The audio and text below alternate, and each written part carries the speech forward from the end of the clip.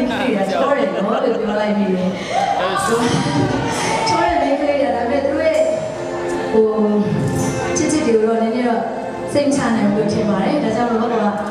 အဲဒီချောတဲ့ညီမလေးကိုစိတ်ပါပြီးတော့နည်းနည်းလေးမှစိတ်ချလို့ဆိုချင်ပါတယ်နားဆင်ကြည့်ပါမယ်